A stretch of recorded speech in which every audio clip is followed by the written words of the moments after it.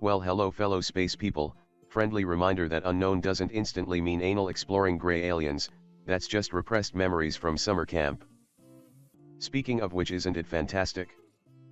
We've all been sitting around eagerly waiting for Gen 2 to finally launch, and Wildcard in their infinite wisdom decided to start the game off with a show and tell of their latest fetish. This DLC's theme seems to be tentacle porn. It's like the company that never stops giving.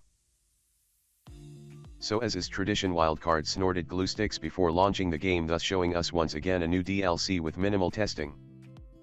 Feeling about as surprised as a black man being selected for random screening at the airport, I opt to indulge myself for a while. However, after opening one crate after another, it starts to quickly become evident that this game is no longer based on survival. It's become more and more focused on being Fortnite with dinosaur options. And I know it seems like an asshole move to say these kind of things about a game I played for so much time, but let's be honest, we all need to embrace certain standards. For example, if I was to donate one kidney, I would be seen as a hero. However, if I donated 5 kidneys, people might start yelling.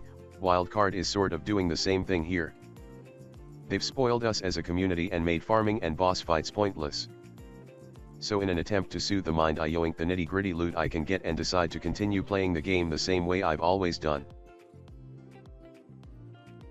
So like the humble hero I am, I decided to travel around and see if anyone was trying to set up new fancy crack dens, and out of nowhere, I run into a Russian man riding a fancy 20-foot-long metallic moose. Now I could write that off as a normal Tuesday in Russia, but around here it's quite uncommon. I sit myself down on a platform below, and to my surprise, not only does this Adderall-fueled vodka chugger come out, but he challenges me to a fight. At first I suffer from a mini stroke because there was no way in my mind I was ready to be assaulted by a man on genetically modified KFC when I myself am sitting on a shiny Charizard. I let him try to pick one more time before concluding that this little ice gypsy must be surgically removed. I quickly pick him off and drop him from his ride.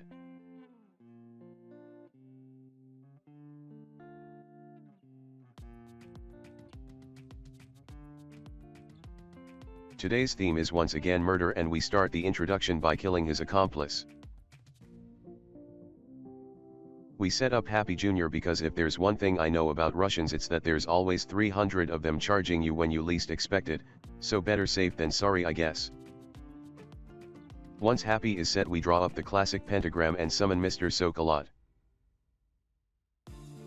Now all that remains is to take a picture of the scene of the crime, since my photo album isn't about to complete itself and genocide often comes with pesky questions. Nothing says welcome to the neighborhood Russians like a stranger charging at your house dressed in a gimp suit blasting I'm Walking on Sunshine on max volume. These spike walls are giving me strong Fast and Furious vibes. Upon arrival at the waterfall, it's important to offer the Russians a gift. Since it's a well-known fact that Russians seem to have a problem with same-gender sexual desires, I thought it would be nice to ride a male stego. Mostly since you can't rumpy-pumpy that, which gets you thrown into the good old gulag, my friends. It's all about beating the system, you lovable lunatics.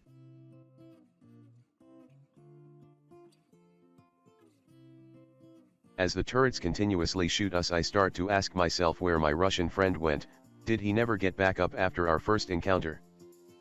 Was he currently being forced to work in Jerboa coal mines? And what in the name of Ellen DeGeneres is that, and why the fuck is it doing the Jurassic Park scene where the guy finds himself caught in the bathroom? Can the metallic moose even fight? It's my first encounter with one, and honestly the thing looks like the love child of a giraffe and the Terminator. Look at it just standing there like a predator in the rain.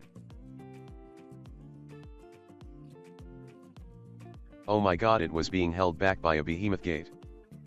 The metallic moose just tried to Chernobyl me and my stego, and I've gotta say, whoever decided to design this monstrosity needs to be shown a dark alleyway.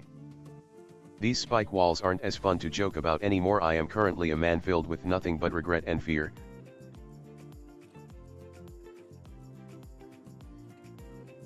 Did that slippery nipple just shove me like a teenager at prom night? Looks to me like the driver is exposed on the back, so hopefully Happy Jr. gets to unload his opinion all over this moose lover in a second. I see the muzzle flash went off, but this moose is either all about revenge or looking for a future mating partner. That stick in the bottom front better be for killing people and nothing else. Wildcard, I never agreed to being part of any bestial fantasies you freaks have going on. The options to preserve this specimen however seems to not be worth the hassle, so hopefully it wasn't a hard tame for the little vodka chugger, because I'm opting to murder it. Shooting shotgun bullets is giving me arthritis, so I guess Happy Jr. will have to finish the moment. That has to be the most Oscar-worthy dramatic death I've ever seen. Step the heck down, Sean Bean. Of course the man came charging naked. Also, what in the name of Sweden is a Maywing, and why was he carrying 2 of them? Guess I will add it to my cryo fridge. Back to soaking we go. It looks like the ice gypsy's been busy in here. He's decided to remove the door himself and replaced it with spike walls. Now I'm not much of a detective, but that's got kidnapping and red flag vibes all over it if you ask me. Now my dear lunatics, when dealing with a crack den you will have to deal with odd scenarios just like this one, therefore you should always carry a handy dandy confetti gun in your pocket. This will obviously anger the occupant of the crack den, but you can always lighten the mood by pointing out to him that role-playing crack addict doesn't always come with perks. And if that doesn't lighten the mood, you can always shoot yourself in the face with a rocket, because that's what clumsy Butterfingers would do. There is way too much clutter in here for a clear view. Looks like there is one internal turret to deal with. You need a lot more than that to stop crack courage and natural stupidity. Handled it flawlessly. Now as far as breaching the crack den, that's gotta be it. The ice gypsy's looking a little bit pissed however and challenged me to a gunfight instantly. My initial reaction is to shoot him with the rocket, however the launcher goes click and nothing happens. So it is back to the good old murder splatter platter routine. I unload more shells into him than a police officer at a peaceful black protest rally.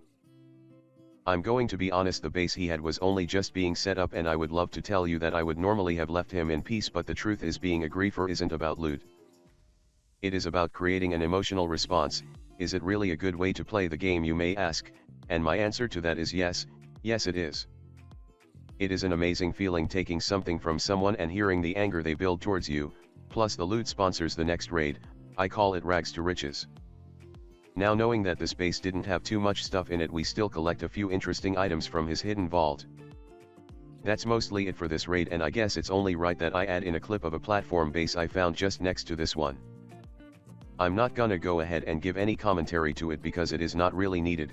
It's an abandoned cliff platform with a vault and some lovable loot. Feel free to keep watching if you want to see the loot. Aside from that, I truly hope you all step on a Lego tomorrow morning, and see you in the next one, lunatics.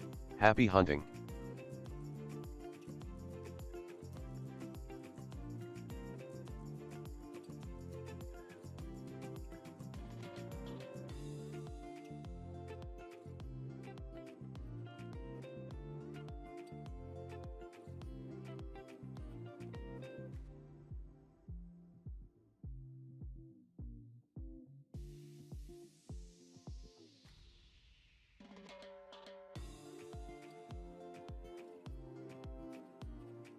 If you're still here, I want you to know you smell like a bunch of roses drenched in gasoline, and I'm proud of you.